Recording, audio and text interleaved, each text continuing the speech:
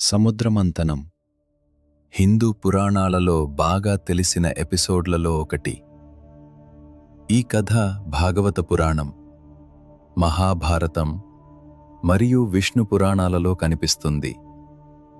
మరియు అమరత్వాన్ని ఇచ్చే పానీయం అయిన అమృతం యొక్క మూలాన్ని వివరిస్తుంది. ఇతిహాసం: దేవతల్ రాజు ఇంద్రుడు ఏనుగు ఐరావతంపై స్వారీ చేస్తున్నప్పుడు దుర్వాస మహర్షిని ఎదుర్కొన్నాడు. అతను శివుడు ఇచ్చిన ప్రత్యేక దండను అతనికి అందించాడు. ఇంద్రుడు ఆ దండను స్వీకరించి తాను అహంకార దేవుడు కాదని నిరూపించడానికి పరీక్షగా ఏనుగు తొండం మీద ఉంచాడు. ఇంద్రుడికి తన అహంకారంపై నియంత్రణ లేదని తెలుసుకున్న ఏనుగు ఆ దండను నేలపై పడవేసింది.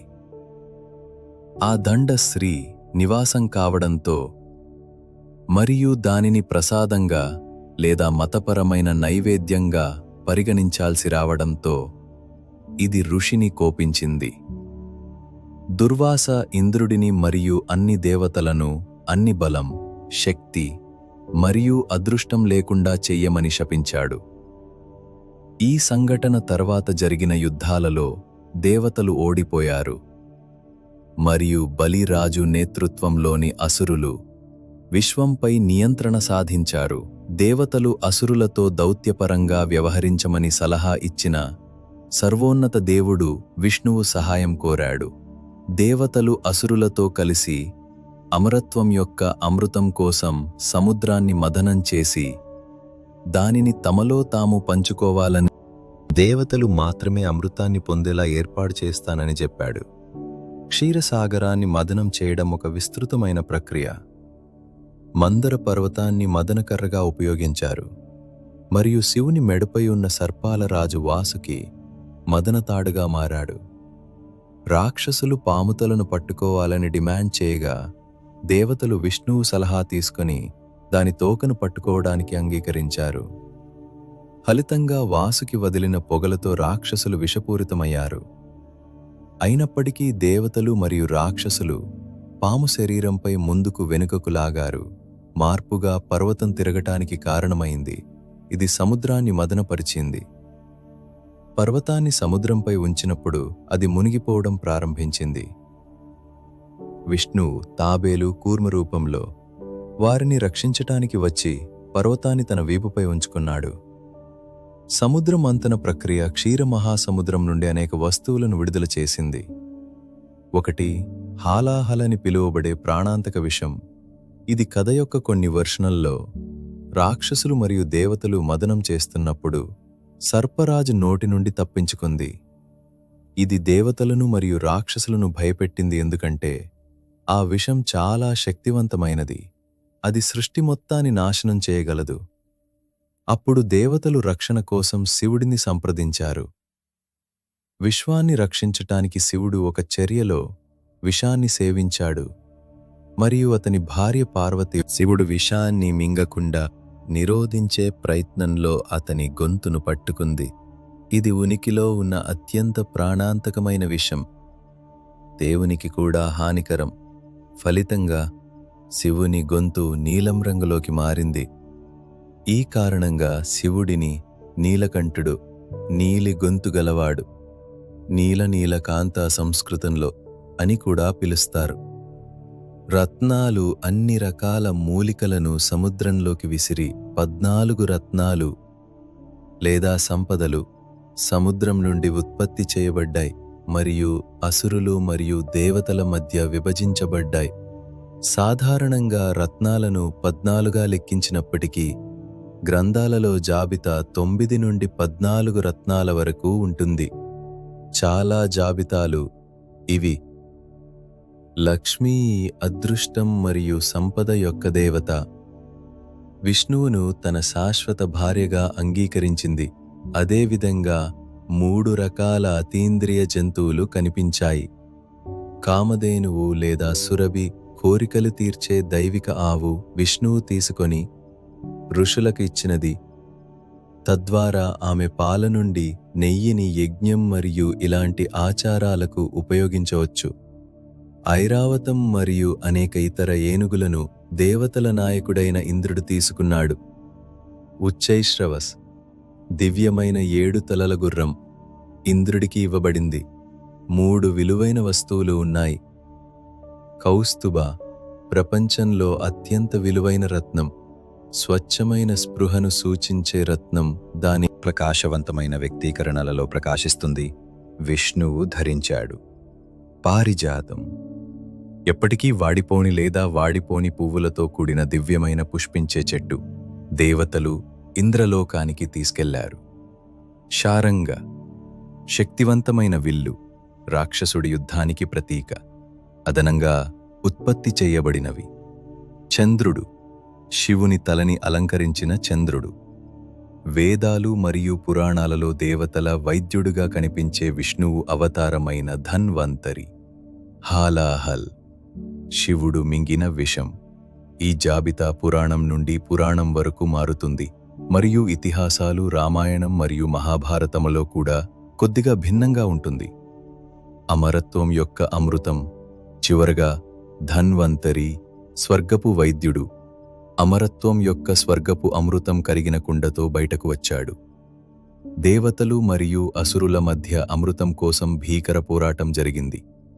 అసురుల నుండి అమృతాన్ని రక్షించడానికి దైవిక గరుడు ఆ కుండను తీసుకొని యుద్ధభూమి నుండి పారిపోయాడు. దేవతలు విష్ణువును వేడుకున్నారు. అప్పుడు ఆయన మోహిని రూపాన్ని ధరించాడు మరియు అందమైన మరియు మంత్రముగ్ధమైన స్త్రీగా మోహిని అసురులను మరల్చి అమృతాన్ని తీసుకొని దానిని దేవతలకు పంచాడు. వారు దానిని తాగారు. అసురుడు రాహుకేతువు దేవుడిలా వేషం వేసుకుని కొంత అమృతాన్ని తాగాడు. వారి ప్రకాశవంతమైన స్వభావం కారణంగా సూర్యుడు మరియు దేవుడు చంద్రుడి వైపుల మారడాన్ని గమనించారు.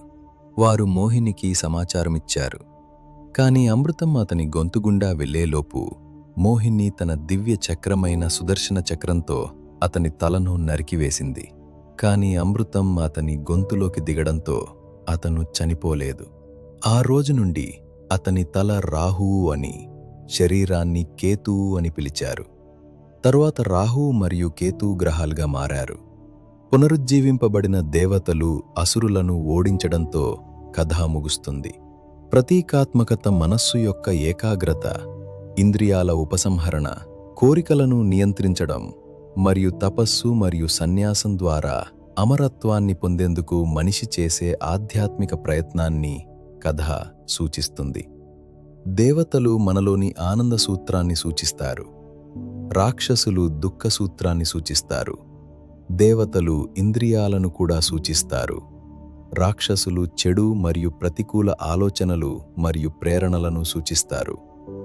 దేవతలు మరియు రాక్షసులు ఇద్దరూ పాల్గొనడమంటే ఆధ్యాత్మిక సాధన ద్వారా అమరత్వాన్ని కోరుకునే వ్యక్తి తన వ్యక్తిత్వంలోని సానుకూల మరియు ప్రతికూల అంశాలను ఏకీకృతం చేసి సమన్వయం చేసుకోవాలి మరియు 2 శక్తులను ఉమ్మడి లక్ష్యం కోసం ఉంచాలి.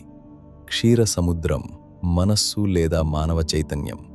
మనస్సుని ఎల్లప్పుడూ సముద్రంతో మనోసాగరం పోల్చగా ఆలోచనలు మరియు భావోద్వేగాలను అలలతో పోల్చారు. సముద్రం వలె మనస్సు నిజానికి సార్వత్రిక చిహ్నం. ఇతర మతాలు మరియు సంస్కృతులకు కూడా తెలుసు. మంధర పర్వతం ఏకాగ్రతను సూచిస్తుంది. మంధర అనే పదం 2 పదాలను కలిగి ఉంది. మనిషి, మనస్సు మరియు ధర ఒకే రేఖ, అంటే మనస్సును ఒకే రేఖలో పట్టుకోవడం. ఇది మానసిక ఏకాగ్రత సమయంలో మాత్రమే సాధ్యమవుతుంది. మందర పర్వతాన్ని విష్ణువు తాబేలు కూర్మంగా సమర్థించాడు. ఇక్కడ తాబేలు మానసిక ఏకాగ్రత మరియు ధ్యానం లేదా ధ్యానం సాధన చేస్తున్నప్పుడు ఇంద్రియాలను ఒకే ఆత్మలోకి ఉపసంహరించుకోవడాన్ని సూచిస్తుంది. ఇది మనస్సు దైవిక సంకల్పంపై విశ్రాంతి తీసుకోవాలని లేదా స్వేచ్ఛగా లొంగిపోవాలని కూడా సూచిస్తుంది. వ్యతిరేక శక్తులచే మనస్సు తీవ్రమైన మథనానికి గురైనప్పుడు ఈ ప్రక్రియ నుండి మొదట వచ్చేది తీవ్రమైన బాధ మరియు గొప్ప అంతర్గత గందరగోళం. ఒక దీక్షాపరుడు తన ఆధ్యాత్మిక సాధనను ప్రారంభించినప్పుడు అతను అనేక ఇబ్బందులను ఎదుర్కొంటాడని మనకు చాలామంది చెబుతారు. అంతర్గత సంఘర్షణల కారణంగా సమస్యలు తీవ్రమవుతాయి. ఇక్కడ ఒక భాగం ఆధ్యాత్మిక మార్గాన్ని అనుసరించాలని కోరుకుంటుంది, మరొక భాగం దానిని వ్యతిరేకిస్తుంది. సాధన యొక్క ప్రారంభ దశలలో సాధకుడి మనస్సు అన్ని రకాల ప్రతిచర్యలు, ప్రతికూల ఆలోచనలు, కోరికలు మరియు ప్రేరణలను బయటకు విసిరివేస్తుంది. తద్వారా అతను వాటిని తగిన విధంగా ఎదుర్కోగలడు. ఈ సమస్యలు ప్రాథమికంగా శారీరక బాధలు మరియు మానసిక బాధలు పరిష్కరించకుండా ఉంటాయి. వీటిని మరింత పురోగతి సాధ్యం కాదు. సంక్షిప్తంగా చెప్పాలంటే హాలాహలం అంటే శరీరం మరియు మనస్సు యొక్క అస్థిరత. ఇది ఒకరి ఆధ్యాత్మిక సాధనకు వ్యతిరేకంగా ప్రతిచర్యగా ఉత్పన్నమవుతుంది. శివుడు సన్యాసి సూత్రాన్ని సూచిస్తాడు. ఆయన భ్రాంతిని నాశనం చేసేవాడు, జడత్వం లేనివాడు, స్వచ్ఛమైనవాడు మరియు కఠినుడు. విషాన్ని సేవించే వ్యక్తిగా ఈ కథలో ఆయన పాత్ర. శివుని లక్షణాలను పెంపొందించుకోవడం ద్వారా మనస్సు యొక్క అస్థిరత మరియు దాని అశాంతి వంటి ఆధ్యాత్మిక జీవితంలోని ప్రారంభ సమస్యలను ఎదుర్కోగలడని సూచిస్తుంది. అవి ధైర్యం, చొరవ, సంకల్పం, క్రమశిక్షణ, సరళత, తపస్సు, నిర్లిప్తత, కరుణ, స్వచ్ఛమైన ప్రేమ మరియు సన్యాసం. ప్రత్యామ్నాయంగా దీని అర్థం శ్వాస నియంత్రణ ద్వారా మనస్సుపై నియంత్రణ పొందడం. శివుడు శ్వాసను నియంత్రించేవాడు. ఆయన ప్రాణనాథుడు లేదా ప్రాణేశ్వరుడు, శ్వాసకు ప్రభువు. మోహిని రూపంలో ఉన్న విష్ణువు అహంకారం రూపంలో మనస్సు యొక్క మాయను సూచిస్తాడు. అసురులు లేదా రాక్షసులు అమరత్వ ప్రపంచంలోకి ప్రవేశించే హక్కును కోల్పోయిన సాధన యొక్క గర్వమిది. ఆత్మసాక్షాత్కారాన్ని అనుభవించే ముందు ఆధ్యాత్మిక జీవితంలో అధిగమించాల్సిన చివరి అడ్డంకులు గర్వం మరియు అహంకారం.